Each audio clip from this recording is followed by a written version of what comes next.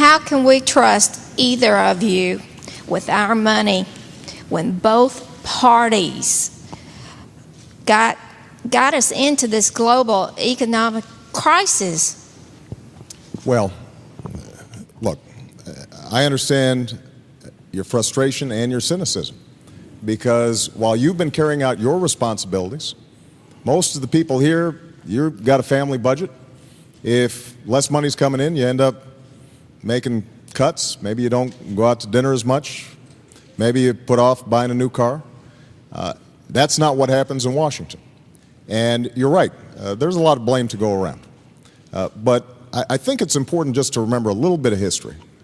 When George Bush came into office, we had surpluses. And now we have a $500 billion deficit annually. When George Bush came into office, our debt, national debt, was around $5 trillion. It's now over $10 trillion. We've almost doubled it. And so, while it's true that nobody's completely innocent here, we have had, over the last 8 years, the biggest increases in deficit spending and national debt in our history. And Senator McCain voted for 4 out of 5 of those George Bush budgets. So here's what I would do. I'm going to spend some money on the key issues that we've got to work on.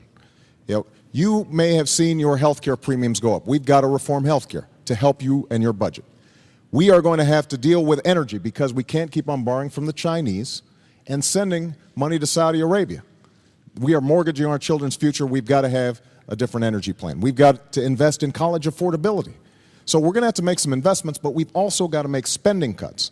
And what I've proposed, you'll hear Senator McCain say, well, he's proposing a whole bunch of new spending, but actually I am cutting more than I'm spending, so that it will be a net spending cut. The key is whether or not we've got priorities that are working for you, as opposed to those who've been dictating policy in Washington lately, and that's mostly lobbyists and special interests. We've got to put an end to that. Senator McCain. Well, Teresa, thank you. And I can see why you feel that cynicism and mistrust, because the system in Washington is broken. And I have been a consistent reformer.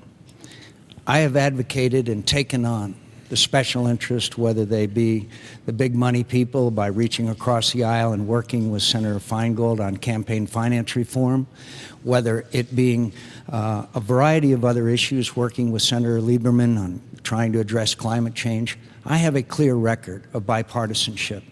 The situation today cries out for bipartisanship. Senator Obama has never taken on the leaders of his party on a single issue. And we need to reform. And so let's look at our records as well as our rhetoric. That's really part of your mistrust here.